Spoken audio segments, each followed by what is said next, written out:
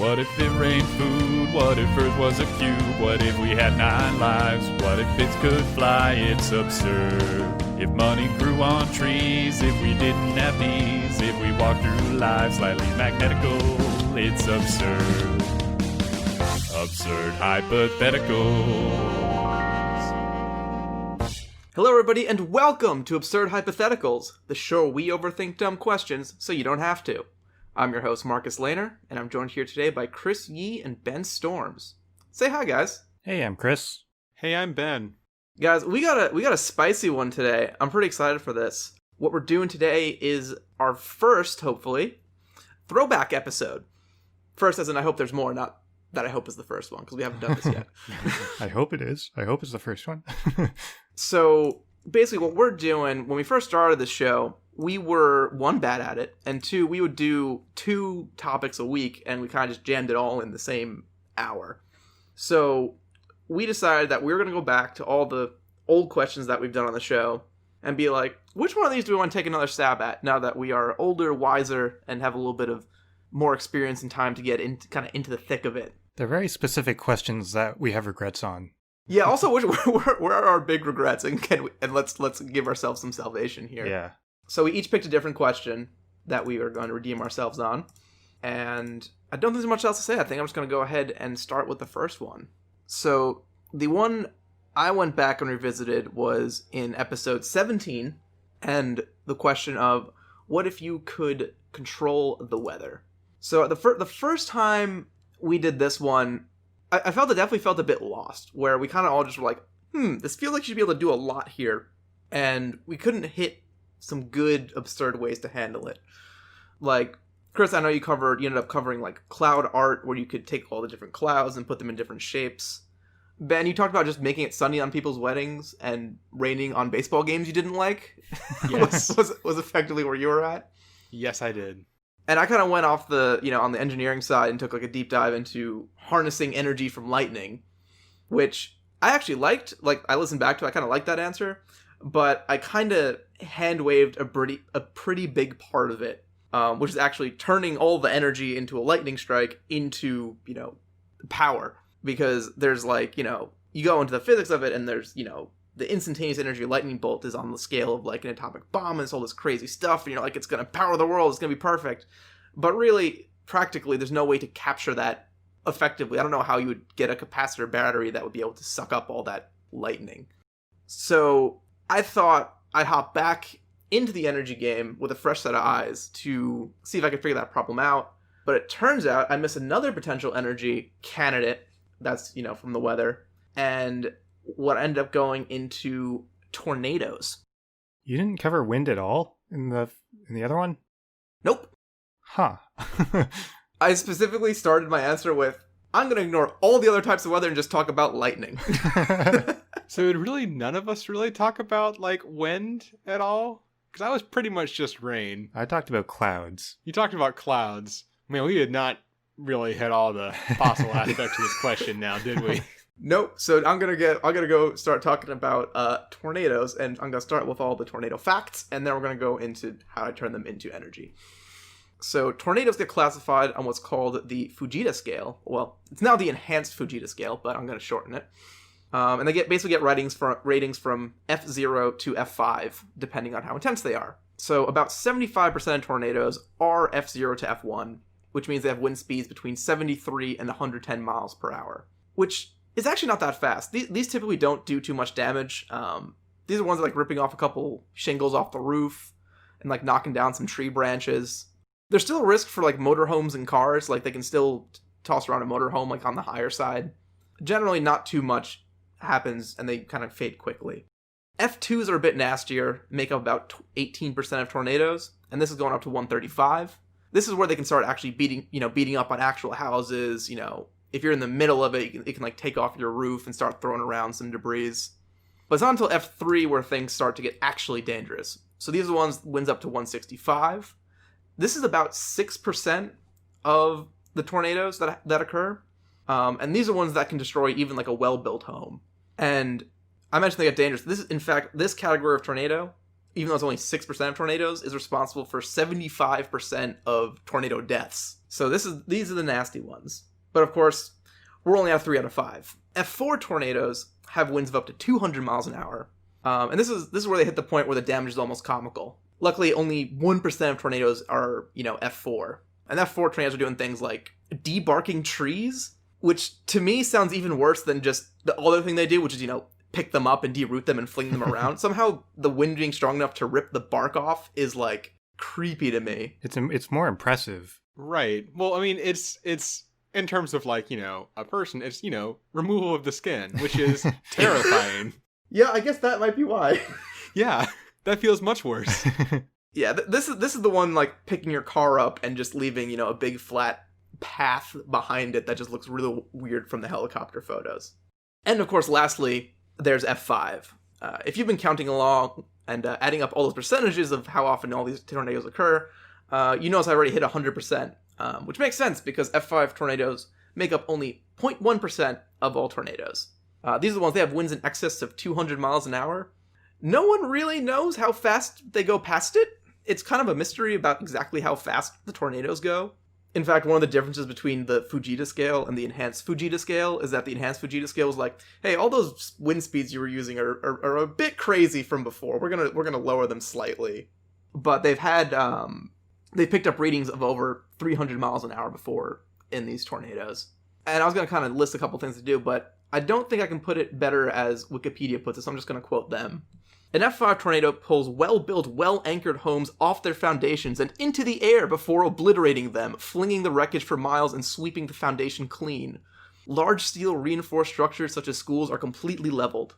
Tornadoes of this intensity tend to shred and scour low-lying grass and vegetation from the ground. Very little recognizable structural debris is left generated by an F5 damage, with most materials reduced to a coarse mix of small granular particles and dispersed evenly across the tornado's damage path. Large, multi-ton steel frame vehicles and farm equipment are often mangled beyond recognition and deposited miles away or reduced entirely to unrecognizable component parts. So, let's get busy turning one of these into a power plant. I think F5 is the category of tornado that's in the movie Twister. So, if you saw the movie Twister, I'm sure it's accurate. I'm happy they did that, because there's no such thing as an F6 tornado, so it's scientifically accurate. Usually, you would think these B movies would make an F6, but... Anyway, power plant time. The main concept for this one is going to be simply create a large ring that we can use as a turbine to create electrical power. Mechanical motion is going to be what makes this one infinitely more practical than my lightning one, because you can actually do it. So all that leaves is to see how big a ring we want to make. And it turns out tornadoes get big, like really scarily big. The widest tornado on record is El Reno, which touched down in Oklahoma in 2013. Any guesses on how wide it was? I really have no scale of tornadoes in general. 1.5 miles. 2.6 miles wide. I thought I was overshooting, but I clearly... You would think. Like, just think, like, that's not even like, like, you imagine a funnel, like, that's maybe like 200 feet across if I imagine like a big funnel. No, 2.6 miles is like a town. It's just a wall. Is that the bottom of the tornado or the top of the tornado? Like, how do they measure the size? The touchdown size, like the diameter. Okay, yeah. So the destruction path that it leaves behind. So since it's so big and it's going to be under a lot of stress, I decided to keep our turbine structure short with a height of only 50 feet. So I think if you're making something 2.6 miles long, you can make it 50 feet tall without too many worries, and you can reinforce the hell out of it. If you have a acting wind speed of 250 miles an hour, that's giving you a pressure of 160 pounds per square foot acting across the whole system, and add up all those areas, and you get a total of 690 million pounds of force acting constantly through our turbine. Do some whole lots of math, convert it up and out into energy, knock off a chunk for an efficiency factor, and it gets us an output of 201.3 megawatt hours, which doesn't sound like all that much, actually. So this is the point where I started Googling to see where I went wrong, and I stumbled across a man as equally brilliant as I am, who has proposed an actual real-life version of this back in 2008. Canadian engineer Louis McCaud proposed a system that would shoot hot air into a cyclone at the base of a turbine and generate a tornado and harness its power. He called it the atmospheric vortex engine, which is such a cool name. I'm stealing it for mine, so mine is now called the Atmospheric Vortex Engine. Thank you, Lewis. He didn't trademark it. His fault. Well, he proposed it back in 2008, and I haven't seen one yet, so I think it's I'm not sure if Lewis gets the trademark there. Couple quotes from him that kind of just like are, they're not saying the quiet part out loud, but they're coming close. When I looked further into it, I didn't run into anything that was impossible, which is that's an incredible scientist quote. In regards to the safety part of it, if it came off the base, there would be nothing to sustain the vortex because the hot air wouldn't be there. Where he kind of just acknowledges that, yeah, maybe there is a chance that my tornado would come off the base that I've created for it. And then my absolute favorite part of it, which is him explaining why that we don't see a bunch of all these, is utility companies are risk adverse. He said they prefer to buy from established vendors. Which is the most polite way of saying nobody wants to build my crazy tornado machine. I like the idea that in his mind the reason no one is trying this is just that like, oh well, there's already other options. Yeah, this is no one wants to go in my bold risk, my bold risky venture, my bootstrap entrepreneurial spirit here. But that's besides the point, because his tower, which was 600 meters in diameter and 100 meters tall, has almost exactly the same effective surface area as my system does.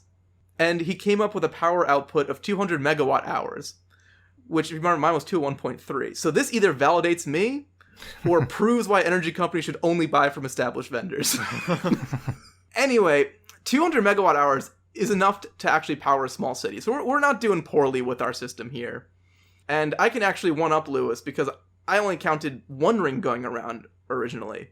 Given that I have 2.6 miles to play with, I can do basically as many as I want. So I went with 8 rings spaced about 250 feet apart, kind of concentrically. And so I upped my system to 1,500 megawatt hours. Suck it, Lewis. Mine's better. You do have the advantage of being able to control the weather, so... Oh yeah, so I think I should be winning. Yeah. But I am winning, just putting that on the record. Still counts. Still counts. Does this change the world, though? Not really. New York City uses 11,000 megawatt hours of power. So even with our 1,500, we're just, making a modest dent there. And we're not even the best power plant. If you look at nuclear power, the largest nuclear power plant in the US generates just shy of 4,000 megawatt hours, which is, triple hours. Which, kind of, to me, is just kind of, scary a little bit. Now, when I think about it that way, where, you have this facility, just... the reactors are kind of big, but, not that big. And if it's 3 times the power of a giant fucking 2-mile tornado that levels everything in its path, and it's, contained in that little spot, that's pretty creepy. So, basically, I've established that you could do a power plant, it would be fine and good, and I've given myself a new fear of tornadoes and nuclear power in the process. That's good. It's healthy, honestly. Yeah, you could always use some more fears. Yeah, fears keep you alive. They keep you away from scary things. Not that I have too much trouble avoiding tornadoes and nuclear power plants day to day. Chris, what did you do? So the question that I want to re-answer was, what if the floor was lava? This from episode 3 is actually the 5th question we've ever answered on the show, back in the early days. And the main reason I wanted to revisit this is because the first time we tackled it, we basically didn't really say that the floor was actually lava. We kind of just... We answered more like, what if everyone was playing the floor is lava? So we just couldn't touch the floor. I mean, you did die if you touch the floor in our rules, I believe. Yeah, you do die. And I think we did say that it was hot, but we didn't really specify how hot it was, and we just kind of hand-wavy, it's hot. Yeah, we kept talking about, what if it was actually lava, and what would that be like, and we're like, maybe it probably just kills everybody, and the spirit of the thing is, the children's game floor is lava, so we didn't actually talk about what if the floor was actually lava, which I think was a missed opportunity. Yeah, and I think, Marcus, you even said, one of your friends listened to the episode, and he was like, oh, I was expecting you to actually talk about lava. But we didn't. I mean, reasonable assumption. Yeah, I know. So I wanted to do that. I'm going to look at what if the floor actually was lava. So what is lava? Lava is basically just molten rock. Is really, really hot rock that's liquidy because it's so hot.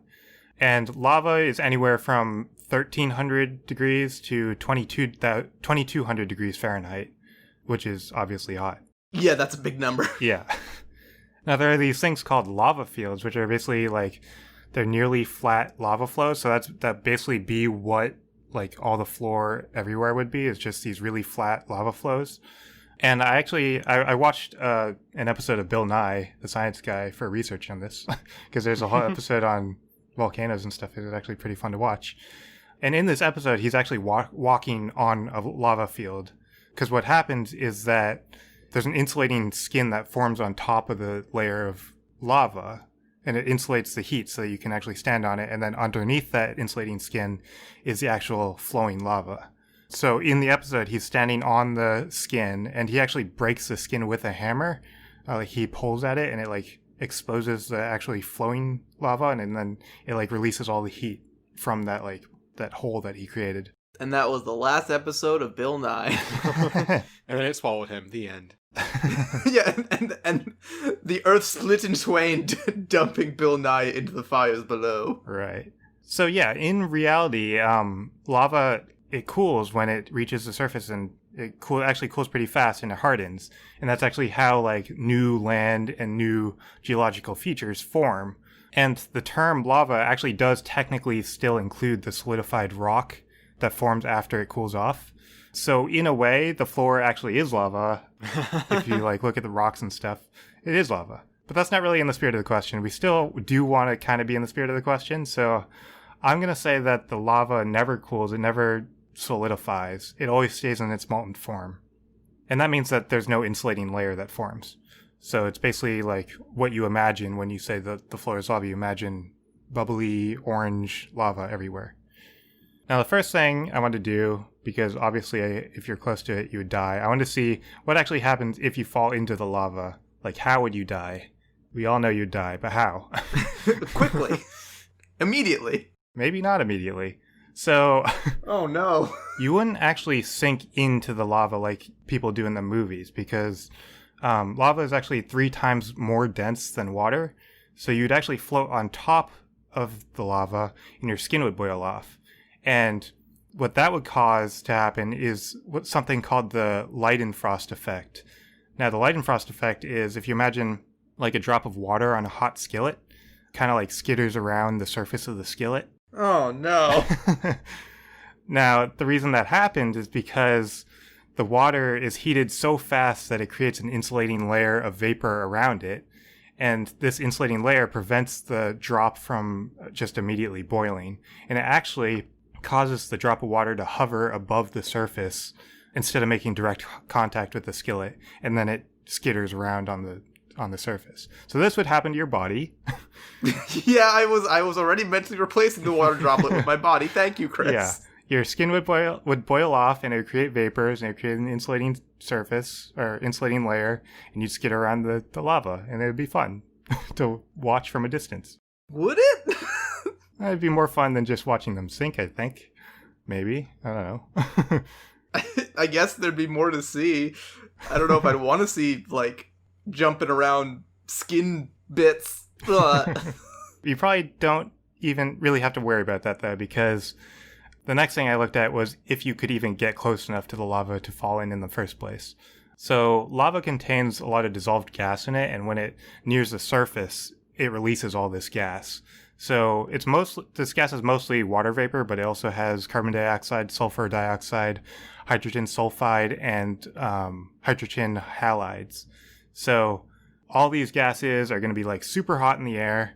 If you're like anywhere close to the lava at all and you breathe in, your lungs will just vaporize. Oh. Yeah, Well, it's good. It's that hot. So you're not going to be able to get close, and your skin will boil off. That will happen Man, as well. a lot of bad skin images. This. Yeah, you were talking earlier about the skin being ripped off by wind, and not being a good image, but Volcanic Debarking is going to be my new death metal band name. It's a really good name, actually. it is a pretty good name.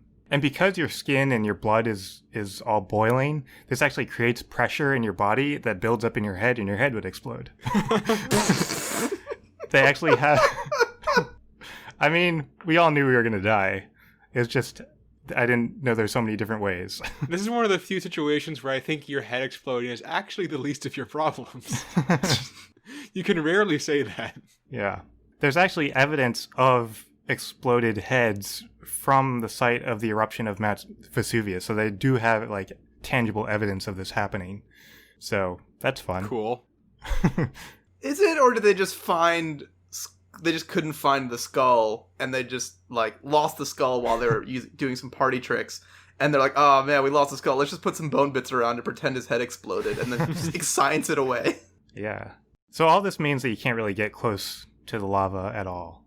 So where is, like, a safe place for us to go? The first place I was thinking is, like, the ocean. The ocean would be a safe place because the ocean isn't the floor. The ocean has a floor, so the ocean floor, like, way at the bottom of the ocean would be lava.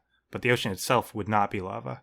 And I don't think the ocean would actually form in reality if all of lava if all the floor is lava, because all the water, I think, would just stay in its vapor form. But let's just assume that this happens overnight. So, like, everything's normal, and then overnight the floor turns into lava. What would happen to the ocean?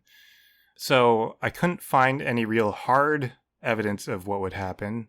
But in my mind, there are two things that could happen.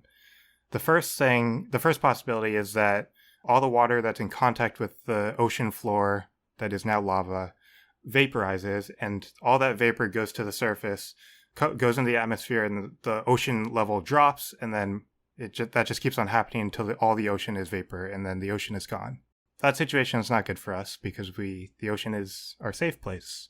But the second possibility that I see, again, I don't know how reasonable this is, but I'm going to say I feel like it is kind of possible, is that because the ocean floor is completely uniformly lava, and like the contact of the water against lava is all happening uniformly, there will be a layer of water vapor that'll form, and it'll be like an insulation layer between the water and the lava to keep the ocean intact. I don't know if that would actually happen, but maybe. It's definitely one of those things where, because we're keeping it in its lava form, it has infinite energy, which is a problem for physics. Yeah, we're creating infinite amount of heat energy, so it doesn't really work in physics. But we're kind of ignoring that. But let's just say, for the sake of this hypothetical, that insulating layer of water vapor does form and protect the oceans. We still have oceans. That means that we would probably live in the oceans because that's by far the safest place. We don't want to go anywhere close to land. And the thing is, we wouldn't have any more trees because obviously trees would burn up. The combustion temperature of wood is 700 degrees and we're way above that. So the thing about trees is that they make oxygen for us that we can breathe, and we need oxygen. But in the ocean, we have algae, and algae is actually pretty good at producing oxygen as well. So microalgae is actually responsible for the production of more than 75% of the oxygen that we require. And algae is up to 400 times more efficient than trees at absorbing carbon dioxide and creating oxygen because it grows faster and it covers more surface area than trees do. Now that's a Bill Nye fact if I've ever heard one. I don't actually think I learned that from Bill Nye. That was from a different source, but... Uh-oh. We can't trust it. So this means that we can, even though we don't have trees, we can farm algae. We can like purposefully grow algae in large amounts just to create oxygen. We can also eat the algae, which is helpful. We can eat fish, so we have food. We can collect rainwater, so we have water. We have pretty much everything that we need out in the ocean. So I think that's probably what we're going to do.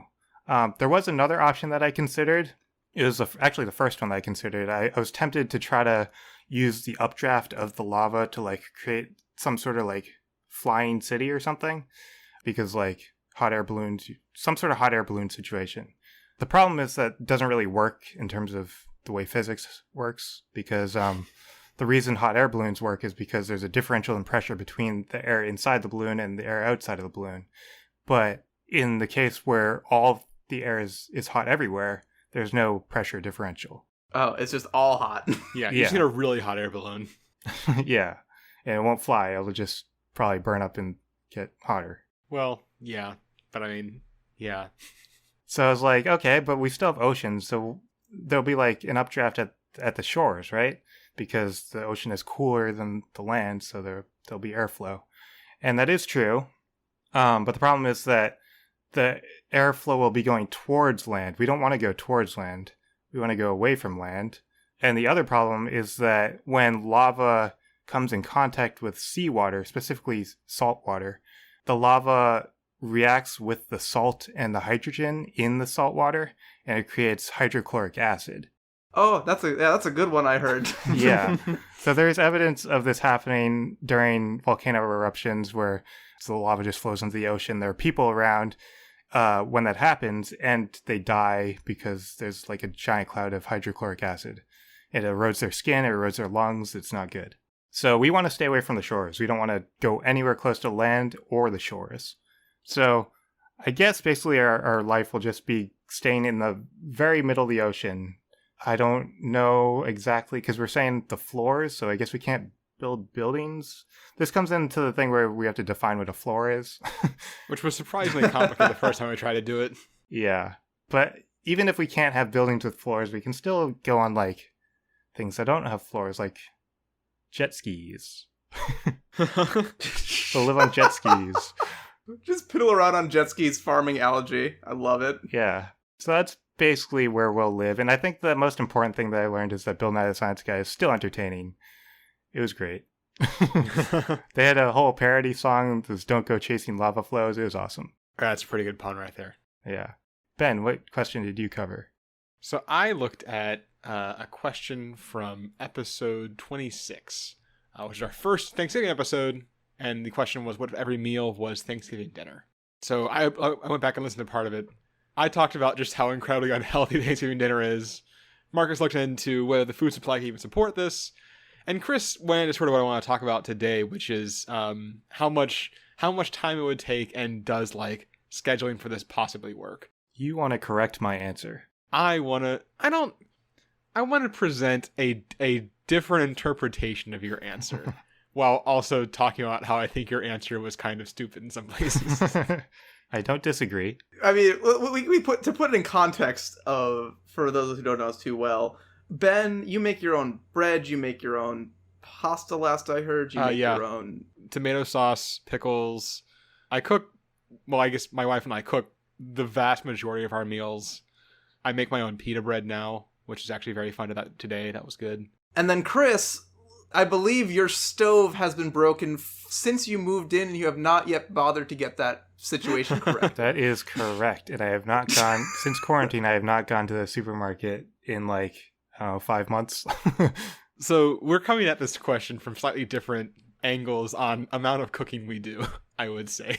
So Chris's results, basically what Chris wound up with was that cooking a Thanksgiving dinner is going to take you 3 hours and 20 minutes. Because 3 hours is roughly how long it takes to cook a turkey, and you can cook everything else while the turkey is cooking, and that's how you can sort of do it efficiently. But he decided that you have to cook a Thanksgiving dinner for every meal every day. So that's 3 hour and 20 minute cooking sessions per day. Some flaws in this plan. Obviously, it is quite time intensive. 10 hours is a lot of time. It's quite wasteful. I feel like cooking an entire dinner for every meal is going to generate a lot of leftovers that you have to have some way to use. You have to eat it all. The spirit of Thanksgiving, you eat a lot. Well, that feeds into my third point, is that you are going to die in like a month. Thanksgiving dinner is not a particularly healthy meal. As long as you don't say, like, once you eat too much turkey, your skin falls off, I'm okay. I have not found that in my research, so I think we're okay. I wanted to find a slightly more practical, from a time perspective, and maybe somewhat more healthy and somewhat a little more variety to it way to enact this every meal is Thanksgiving dinner question. So I guess the first question to answer is, what makes up a Thanksgiving dinner? Which Chris actually defined his answer as turkey, mashed potato, stuffing, cranberry sauce, butternut squash, which I thought was little weirdly specific, and pie. I'm going to slightly modify this. I'm going to say that the required things for Thanksgiving dinner are turkey, cranberry sauce, and stuffing. And you also need 2 sides. I think the sides can be any number of things. I think I got my dishes from like a top dishes list or something. I would guess so, yeah. I mean, and the sides can be anywhere from mashed roasted potatoes, sweet potatoes, various forms of green bean, corn, Brussels sprouts, a lot of roasted vegetables, and a lot of things, a lot of butter in them are kind of the main rules as far as I can tell for Thanksgiving sides. So I think as long as you have those things, that counts as a Thanksgiving dinner, right? So our new rules are you still do, I'm going to say, have to cook one Thanksgiving dinner per day. You can't make a giant Thanksgiving dinner on Sunday and just eat that the rest of the week. That's bullshit. We're not going to do that. That's way too easy. Meal prep is for quitters. Exactly. And also, I'm going to say that you don't have to just, because also this would be kind of boring. You're not going to just eat straight leftovers for each meal because, once again, that's kind of boring. But your meal does have to contain that essence of the Thanksgiving dinner. So let's start with dinner. It is the simplest one because we're going to actually do our one Thanksgiving dinner here. If you're cooking for a family, I think you can still do a full turkey. For a lot of people, that's going to be impractical. There are some other options. For 2 or 3 people, you can do a turkey breast. A half breast of a turkey is 2.5 to 3 pounds of turkey. It only takes an hour to an hour and a half to roast. That's a lot more manageable on a daily basis, in my opinion. For one person, so if you were doing this, Chris, you can buy drumsticks. You just get drumsticks. Those roast in under an hour. It's great. I Super feel easy. like that's cheating. Why? Don't be salty, Chris. Let them finish his answer, then be salty. Well, no, but if you cook a full turkey and just eat the drumsticks, how is that different from just cooking a drumstick and eating it with sides? Yeah, I guess that's true. I'm just making this, I'm making this more practical. I'm making this more feasible. Please don't do this still. You'll probably still die. This is still very unhealthy. I am too lazy to do that. Yep. Also, I figured that was not a very threatening situation for you, Chris. I feel like this is a pretty big jump in the other direction with regards to amount of cooking. So yeah, you make your turkey, make some sides. That one's easy. We can sort of get past that. You cook some Thanksgiving dinner. It's going to take more time than dinner usually does right now, but it's not insane. You're going to be cooking for maybe an hour and a half total. That's not too bad. Breakfast. So I have a couple options here depending on how generous you're feeling with the definition of a turkey dinner. So let's go with the stretch first. So if you think about it, a turkey egg is basically a turkey. Oh boy. DNA-wise, a turkey egg is everything in a turkey, just earlier. So this does bring up a question. Why don't we eat turkey eggs? People eat all kinds of eggs, right? Chicken eggs, obviously. People eat duck eggs, quail eggs, emu eggs and shit. No one eats turkey eggs. I never even thought to eat turkey eggs. It never popped into my mind. Right. And apparently, so turkey eggs, they're completely edible. They taste pretty much the same as chicken eggs. They're just a little bit bigger and the membrane's a little bit thicker, I think, or something. But the problem is that turkeys lay eggs a lot less frequently than other birds. Chickens and ducks lay an egg a day, but turkeys lay at most 2 a week. And it also takes them a little bit longer to start laying eggs. It's 7 months instead of 5 months or something, and they cost more to raise than chickens, so it adds up. So no one just really uses turkey eggs for anything. They actually, in the real world where everyone's eating not Thanksgiving dinner all the time, they cost $3 an egg. So why would you do that? I guess.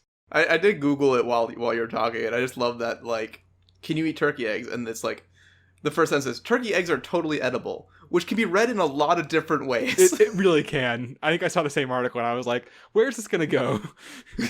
Yeah, so technically a turkey egg is basically just, turkey. And then if you think about it, stuffing is pretty much just toast. When you really get down to it.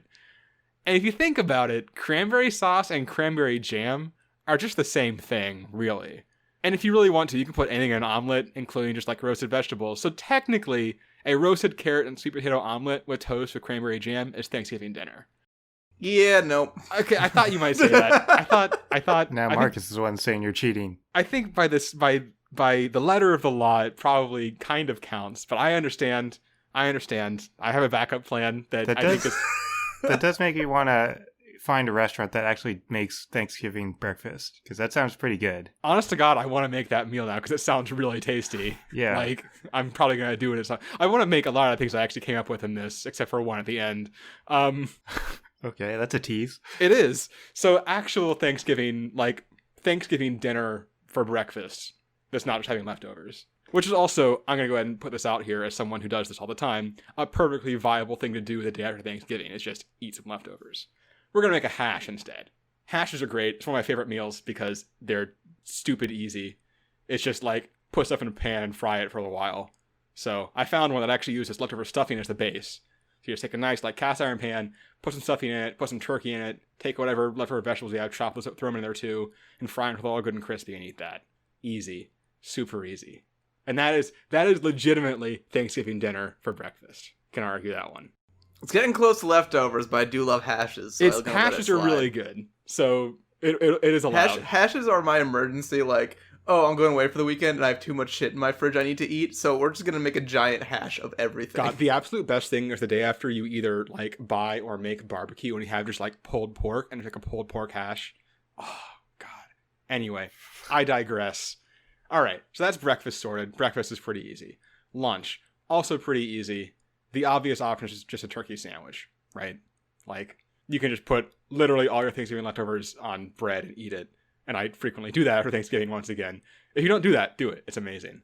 But I would like to go a little bit beyond that as well. So what bread is the most like stuffing? I decided that's an onion roll. You've had an onion roll before. It's kind of like a slightly sweet, buttery roll with like dried onions throughout and like on top. It's once again basically stuffing. Stuffing is just bread with butter and onions and shit. Like, come on. Yeah, come on is my sentiment there. You gotta go with the spirit of the thing, Marcus. We're there. I'm gonna let you. I'm not gonna stop you, Ben. I'm just gonna make my opinions known in between. All right, that's fair. So you got your leftover turkey the night before. Slap that on there, on your nice onion roll. Top it with whatever you want. And because we need something healthy somewhere in this day, so we don't just die or like never poop again. One of the two. Let's do a nice like kale salad with like your roasted carrots and Brussels sprouts, and like a nice cranberry vinaigrette. And that's basically Thanksgiving dinner, right? Come on. We're there. Come on. I'd be so much more convinced if you didn't end it with, that's like kind of like Thanksgiving dinner, right? Yeah, come on. My greatest skill is self-sabotage. You should know this by now. But I know that we're once again still pretty close to Thanksgiving, like just leftovers throughout. So I want a couple more exciting options you can mix in when you're just not feeling the regular Thanksgiving standbys a little bit. That still hit, the spirit of the letter of the law here, I guess. One that I think could maybe be good, is I think you can make a pretty good Thanksgiving pizza. I'm pretty sure you can form stuffing into a crust if it's just like you work at it hard enough. And then just spread cranberry sauce on there and then just dump your toppings on there. I think it would actually be pretty, like, surprisingly tasty. It's like a sushi pizza where it's like, okay, this is not... It's not a pizza. It's a circle of food with more food on it. Right. What would okay, so the sauce would be gravy. I think it would be either straight gravy or straight cranberry sauce or a mixture of both. I'm not sure. I don't know what the right way to do that is. Gravy would be better than cranberry sauce, I think. That's kind of what I was thinking. I had cranberry sauce here, but gravy seems way better. I think you want to incorporate some... I think your cranberry sauce is basically like your pineapple on your pizza, right? You need cranberry sauce in moderation. I think using it as a base for the entire pizza is too much cranberry sauce. It's going to be a lot of cranberry sauce. You're right. Now that I think about that, that would be god-awful. So yeah, we're cool with gravy. Oh, I love cranberry sauce. You ever get those... I'm always a sucker for those like non-seasonal, the Thanksgiving like sandwich you get at the delis. I like those too. Yeah. And the local one by my office puts like an F ton of cranberry sauce on the sandwich, and I fucking love it. It is pretty it's good. So good. It is pretty good. So the other option, and this is a real recipe I found that someone suggested that you actually put in your body, is a recipe I found called Bill Whitmarsh's cranberry pasta sauce over angel hair pasta. And as far as I can tell, this is basically just you take some cranberries and cook them with garlic and then toss it with angel hair. And that's basically it. So is this the one you didn't want to make? I really don't. I'm going to give you guys a picture here because this is the picture that comes. This is not like someone made it and then put this picture up as like evidence. This is the picture on the recipe. This is apparently the best it can look. And I'm not going to lie. What this looks like to me is just a plate of angel hair that has like, I mean, it's just cranberries. Like that's pretty much it. This looks like what your mom makes for the Halloween themed party, right? And she's like, "Oh yeah, the cranberries are eyeballs." Yeah, right. It's just like it's eyeballs and like Brains. Ooh. And you look at it and you're like, hey, this is probably like a 90% good meal that's going to be ruined by the 10% of quote unquote fun that was added to it. Right. Yeah. So this one looks, not gonna lie, absolutely horrendous.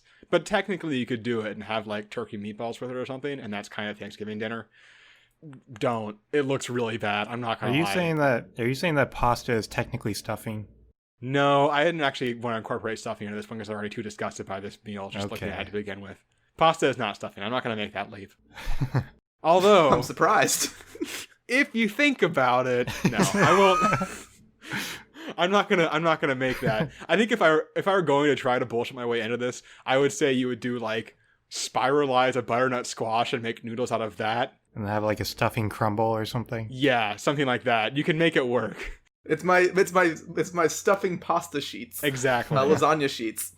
Could you make a Thanksgiving lasagna? You could do that. You could layer stuffing. I think you could do it. Layer stuffing, turkey, cranberry, gravy, and veggies. I don't think it'd be a lasagna. It'd just be a casserole. I mean, it would be a casserole, but you could call it a lasagna, and people would go, they'd like it more. Yeah. And people go, huh? And you go, come on. It's basically Thanksgiving dinner. And then you get kicked out of your in-laws. It's great. Anyway, I think that's my answer mostly, is that I mostly just wanted to say that I think it's ridiculous for Chris to say that you should make an entire Thanksgiving dinner for every meal every day. And I wanted to give any kind of viable alternative, which I think I kind of did. Why, are you scared that someone actually took my advice? You know what, Chris? I'm not scared of that. It's funny because my memory of Chris's Thanksgiving answer was like, okay, so these beans take like half an hour, and plus the water has to boil, so I'm gonna do that. So that's half hour. Then we get on to the next step, and we'll add another 20 minutes onto that, and then it just everything was like just done in sequence. And I remember being like, this is not how you would cook things. No, I'm pretty sure I had simultaneous cooking. Yeah, like when Ben said that the turkey takes 3.5 hours and everything's done during that, it made it, I was like, okay, that's much better than how I remember it. I remember being like, pretty sure that doesn't work. I think that was also the other thing. I was like, I don't think it actually works because like the turkey is gonna be in the oven, and 95% of the things that you cook at Thanksgiving get cooked in the oven. We didn't say how many ovens you have. That is true. I mean, if the floor was lava, you have all the ovens you need. You just have to wait. It is way easier to cook your Thanksgiving dinner on a lava floor. Well, maybe not easier. Okay. Quicker, yes. Quicker, yes.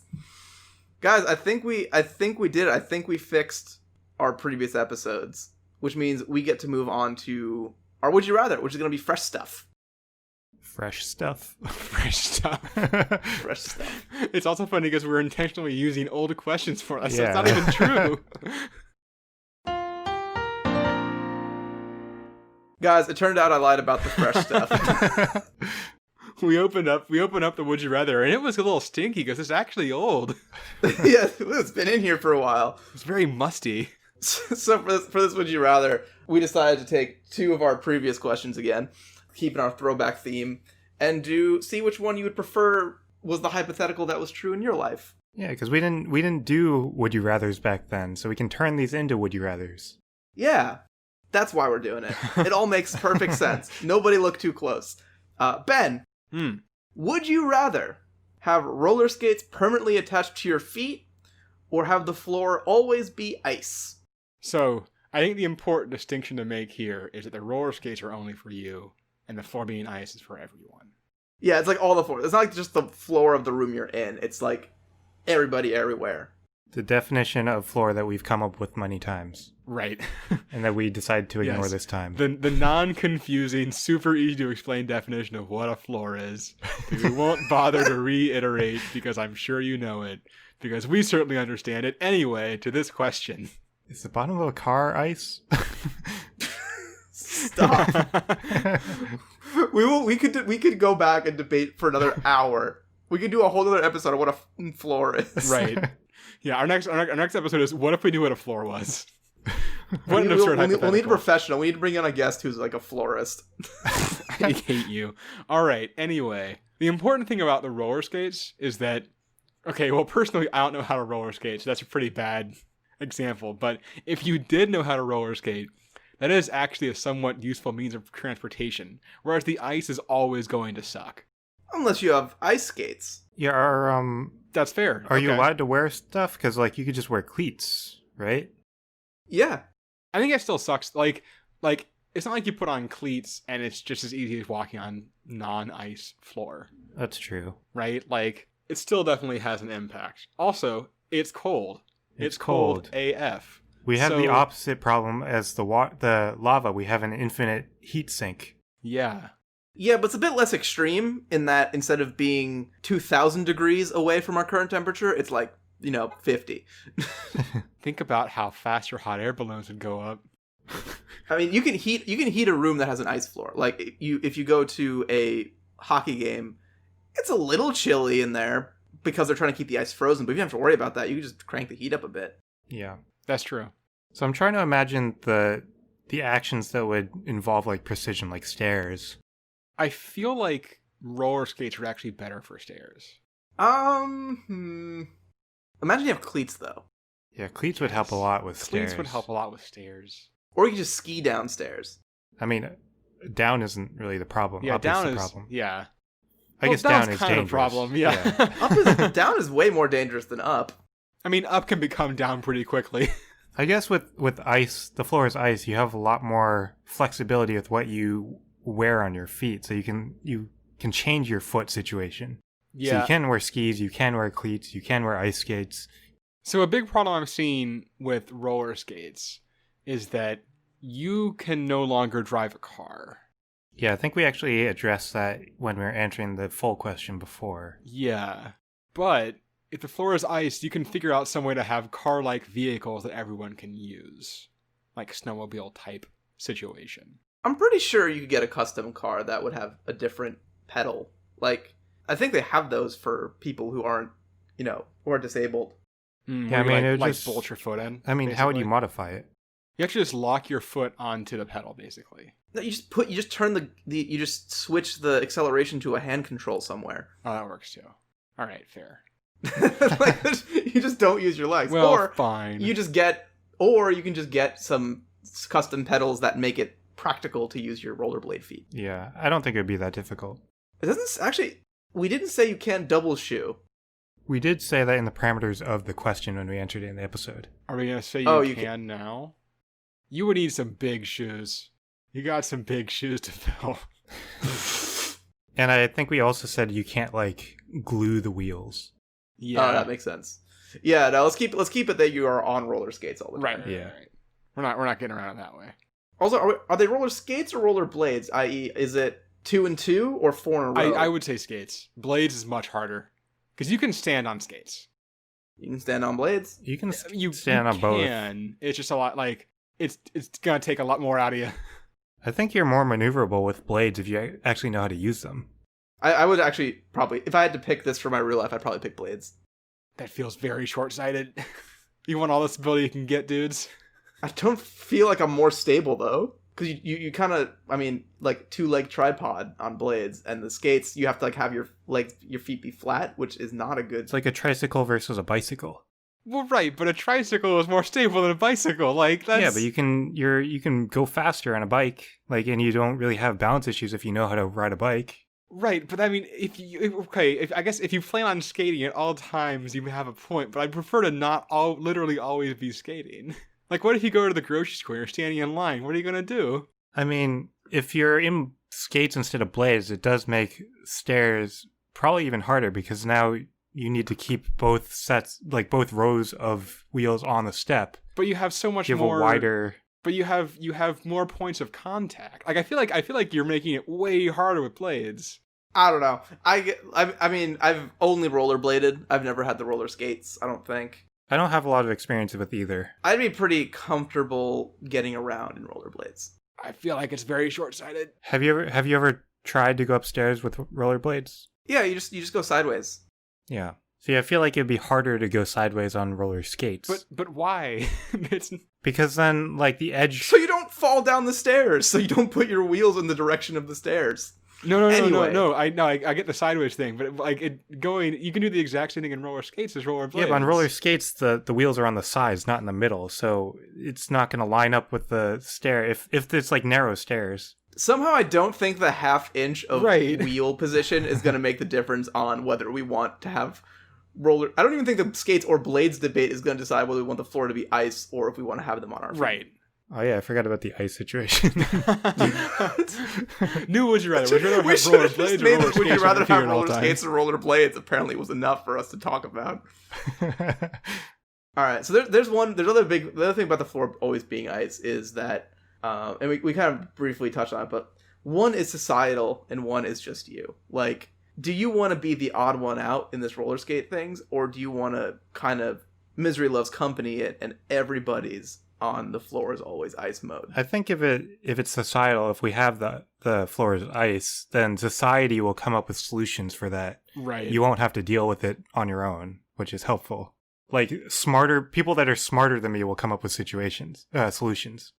Do we have anything that was good about the floor always being ice? No, looking at our one words, there wasn't anything very particularly good about it. What were our one words? I did windy days. I remember I calculated how much wind you would need to get a dumpster going, which was not a lot of wind. That was not a very good one. Oh, I did daily life. You did daily life, which could have been anything. Yeah. And Ben's one word is ice is cold. Oh, I think I talked about the fact that if the ice never melts, it is an infinite. I brought up the infinite heat sink thing. Ice is cold is not the best way to describe that, but we persevere. So I feel like the societal thing is a big point in favor of going with floor always being ice. Yeah, I kind of agree. See, I like society functioning. I might use that and go roller skates. Well, society will still function. It'll just be different. Yeah, it'll be different. We'll come up with ways to function. Don't you want to see like a snowmobile bus? That'd be cool. The snowmobile bus. I'm sure someone's turned a school bus into a snowmobile. There's no way that hasn't happened. Oh man, that's gonna look so badass. I'm Googling it right now. These are all just people who move their snowmobiles with school buses, which is also pretty cool. Oh wait, here's one. Oh god, that's a snow coach? That's a thing? What? It's just a thing already. What? Ben, you sent us this picture of this Oh no, this is a Wikipedia article. 1885 There's better vehicle. Hold on.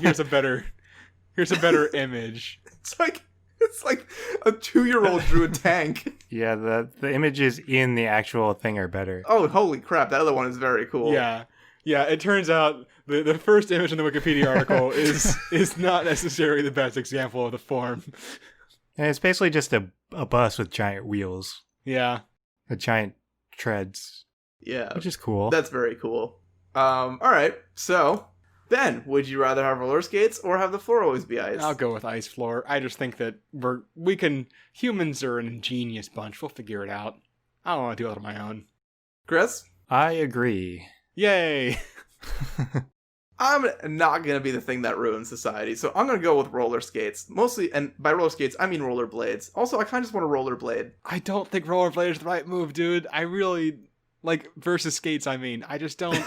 I feel like you're missing... yeah. I'm not going to convince you, clearly. We'll do that some other time. Would you rather have roller skates or roller blades?